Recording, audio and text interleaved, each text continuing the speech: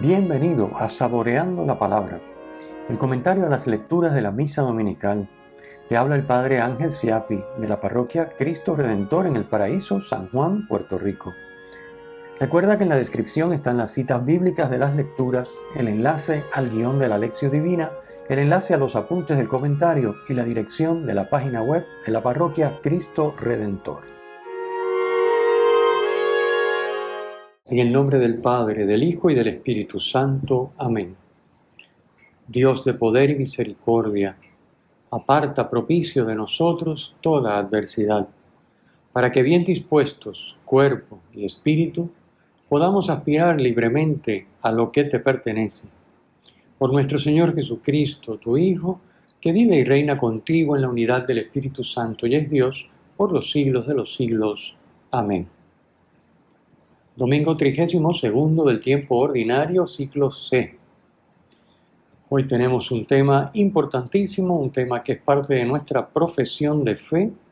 Lo decimos en el credo cada vez que lo recitamos los domingos. La resurrección de la carne, o la resurrección de los muertos. La persona humana que resucita y en cuerpo y alma está llamada a vivir la eternidad en comunión con Dios. Por supuesto, puede escoger vivirla fuera de la comunión con Dios. Esa es la grandeza y la tragedia de nuestra libertad humana. Vamos a comentar las lecturas. Primera lectura, tomada del segundo libro de los Macabeos. Este libro fue redactado a finales del siglo II a.C., en Alejandría. El libro está compuesto para conmover y persuadir al lector. No es una continuación del primer libro, sino que narra con más detalle lo sucedido en tiempos de Judas Macabeo, que aparece en el primer libro en los capítulos 1 al 7. El autor del libro resalta el sentido y el alcance religioso de los acontecimientos, así como los sentimientos de los personajes, pero no lo hace con el rigor de un historiador meticuloso. No se rige por los parámetros de una historia, ¿verdad? Cuando uno va a contar una historia, uno tiene que ser fiel a la cronología, a los lugares, a los hechos, sino que él se basa en hechos históricos, pero los maneja para este propósito que hemos explicado, para explicar, hacer entender la significación, el alcance religioso de los acontecimientos y también para resaltar los sentimientos de los personajes, porque es lo que mueve recuerden que si está hecho para conmover y persuadir, pues nada mejor que un drama donde uno ve los personajes sufrir, luchar, ganar, perder, pues eso, los sentimientos de los personajes. Así que ese es el libro. A pesar de todo esto que estamos explicando, tiene el libro una firme base histórica. El libro de los Macabeos destaca el valor y el significado del martirio. Lo vemos en el trocito que leemos hoy de primera lectura. El martirio tiene un valor. ¿Por qué? Porque hay realidades más valiosas que la vida. Como por ejemplo, la fidelidad a Dios, el testimonio de una conducta moral recta y la libertad para cumplir la voluntad de Dios. La libertad es más importante que la vida. Entonces, uno no puede dejar que por salvar la vida, pues lo obliguen a uno a ir contra la recta moral o la voluntad de Dios. Así que, por eso, por el hecho de que hay realidades más valiosas que la vida, es mejor perder la vida, que renunciar a estas realidades más valiosas que la vida. Por supuesto, todo esto no tendría sentido si la vida terminara con la muerte. Si la vida termina con la muerte, pues realmente no hay nada más valioso que la vida. Y se trata de usarla, disfrutarla, vivirla al máximo, porque cuando uno muere, pues se acaba. Así piensan los que no tienen fe, los que piensan que la vida termina con la muerte en esta vida.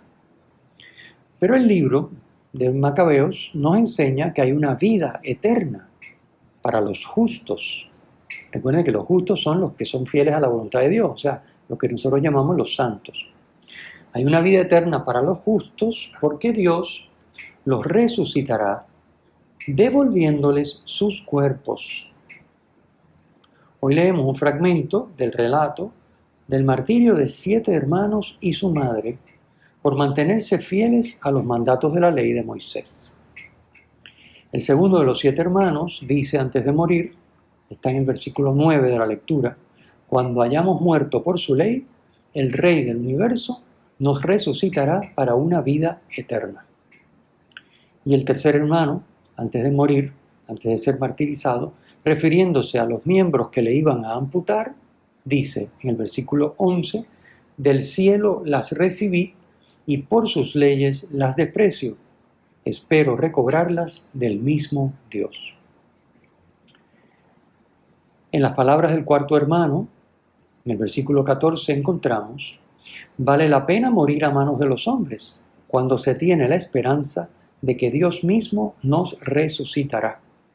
Tú, en cambio, le dice al rey, no resucitarás para la vida. En estas palabras se afirma que a los justos les espera la resurrección, mientras que para los malvados todo termina con la muerte. Como veremos un poco más adelante al comentar el Evangelio, Jesús nos deja bien claro que todos, justos y malvados, resucitarán, porque todo ser humano ha sido creado para la inmortalidad como una unidad de cuerpo y alma. La suerte distinta de justos y malvados la vivirán eternamente en cuerpo y alma luego de la resurrección. Así que esto que nos está diciendo esta primera lectura, en el sentido de que la vida para los malvados termina con la muerte, es todavía un estadio intermedio de desarrollo de la teología con relación a la resurrección, donde en este momento pues el autor del libro estaba claro de que los justos iban a resucitar para la vida eterna, para la vida en comunión con Dios, pero los malvados pues ellos pensaban que simplemente morían y ya. Por supuesto nosotros sabemos que esto no es así. Y como ya dije, Jesús lo deja bien claro en el Evangelio que hoy vamos a comentar más adelante, el Evangelio de este domingo. Hablemos brevemente de la segunda lectura. La segunda lectura, tomada de la segunda carta de San Pablo a los tesalonicenses.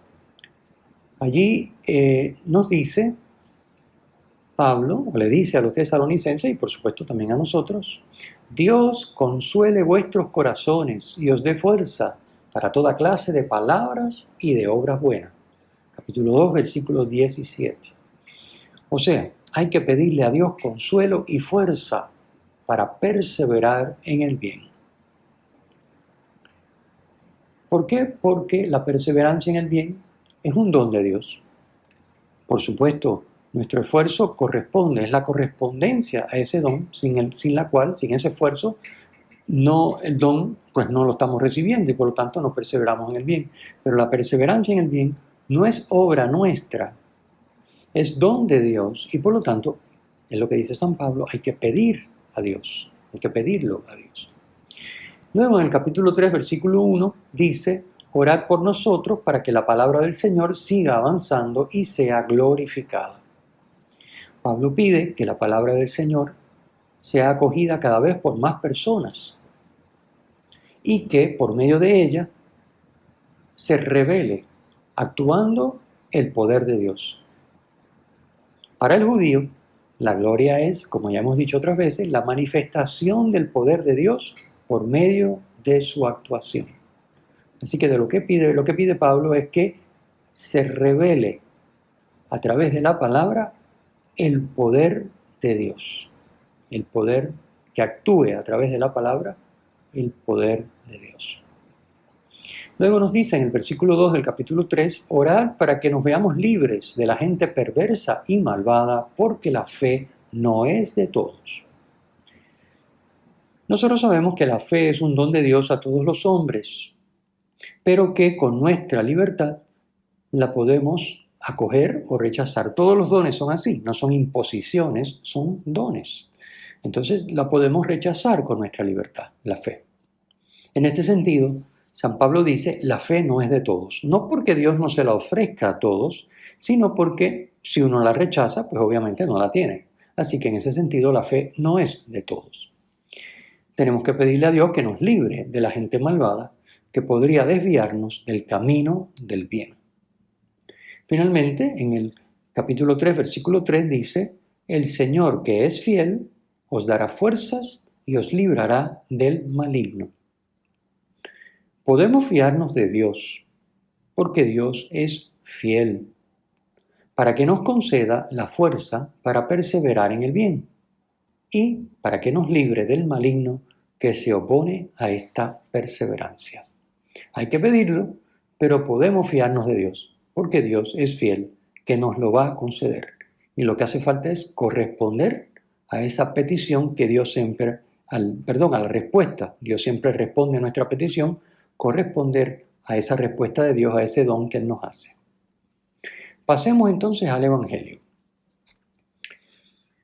Hay que explicar que los saduceos, que son los interlocutores de Jesús hoy en el Evangelio, eran una secta dentro del judaísmo.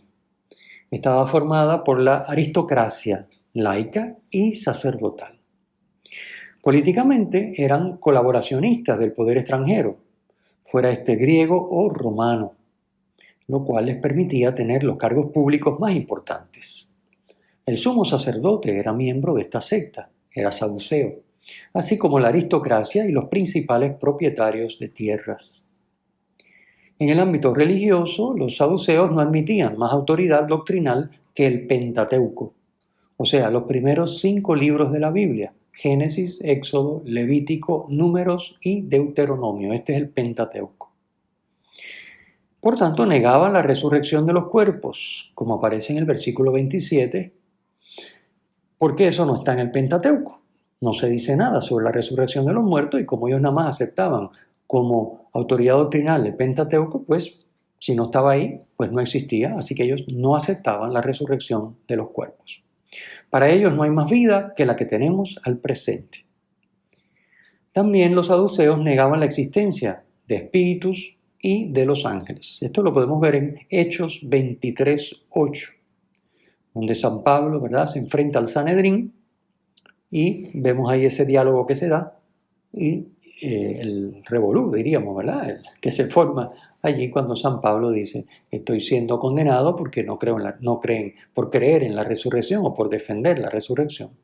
Entonces, bueno, para demostrar lo absurdo de creer en la resurrección, los saduceos en el Evangelio de hoy le presentan a Jesús un caso hipotético basado en la ley del levirato, que aparece en Deuteronomio capítulo 25, versículos 5 al 10.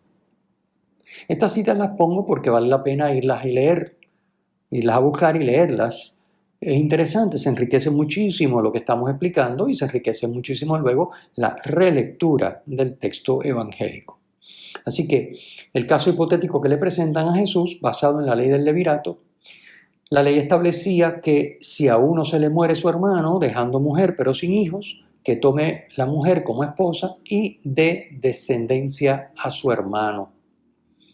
Esto lo encontramos en el versículo 28 del Evangelio de hoy. Para los saduceos, esto presentaba un problema si hubiera resurrección, porque la mujer tendría 7 maridos a la vez, como expresan ellos en el versículo 33. Jesús, obviamente, señala el error de esta argumentación. Jesús dice: en el mundo futuro y en la resurrección no existirá el matrimonio. Versículo 35. Por eso cuando una pareja se casa es hasta que la muerte los separe. O sea, el matrimonio no continúa en el cielo, no continúa en la vida eterna, en la comunión plena con Dios por la eternidad. Por eso es que una persona puede legítimamente enviudar y tener varios matrimonios y enviudar varias veces, como el caso que le presentan a Jesús, y en la otra vida no es esposo ni mujer de ninguno de ellos, porque el matrimonio termina en esta vida. ¿Okay? Eso es lo que explica Jesús. No será necesaria la procreación en la otra vida para asegurar la supervivencia de la humanidad, una vez que esté glorificada, puesto que ya no habrá muerte.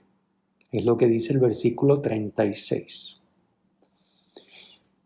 Nuestros cuerpos glorificados, una vez resucitados y en plena comunión con Dios, como se encuentran ahora mismo Jesús y nuestra Santísima Madre, la Virgen María, pues ya no mueren, ya no hay muerte, ya la muerte ha quedado vencida, superada.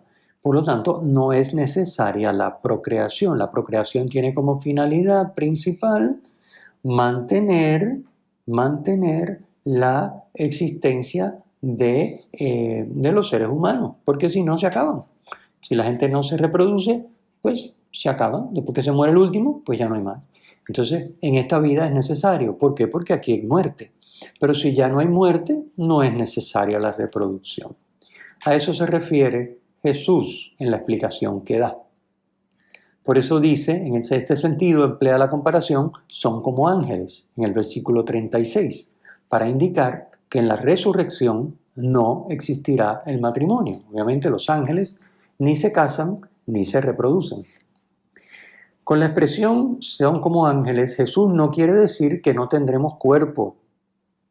O sea, no se puede entender esto en el sentido de que los ángeles son espíritus puros y no tienen cuerpo. No, no es eso lo que quiere decir. Lo que está diciendo es que el sexo no desempeñará la función procreativa.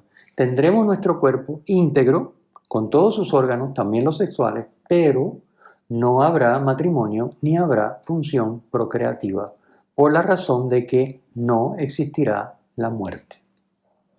Esta comparación, son como los ángeles, también expresa que la resurrección no es la reanimación de un cadáver, ni la vida futura es una prolongación de la presente. Al decir que son como ángeles, que es otra categoría de criaturas completamente distinta a nosotros, está diciendo que hay un salto cualitativo entre el ser humano en esta vida y el ser humano en la otra, luego de resucitado. Jesús afirma explícitamente la resurrección de los muertos y se apoya en un texto del Pentateuco. ¿Por qué? Pues ya lo explicamos, porque es la única autoridad doctrinal que aceptaban los saduceos. Si no hubiera citado otro libro del Antiguo Testamento, no lo hubieran aceptado. Entonces él tenía que irse por una cita del Pentateuco. Y esto es lo que hace. En el versículo 37, Jesús cita las palabras de Yahvé a Moisés en Éxodo 3, capítulo 3, versículo 6, donde dice: yo soy el Dios de tu padre, el Dios de Abraham, el Dios de Isaac y el Dios de Jacob. Dios está hablando en presente, yo soy, de hombres que han muerto, lo cual implica que están vivos.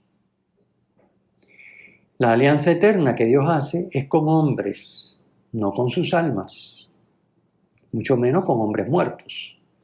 Por lo cual, después de la muerte, tiene que darse la resurrección para que podamos tú y yo vivir en cuerpo y alma para siempre. Para Dios en la eternidad, donde no hay un antes ni después, todos están vivos, porque no es Dios de muertos, sino de vivos, como dice Jesús en el versículo 38. Dios es el Dios vivo y es la fuente de la vida, por lo tanto, no tiene sentido que sea Dios de muertos. Es decir, que sea Dios de alguien que se muere y se queda muerto. No.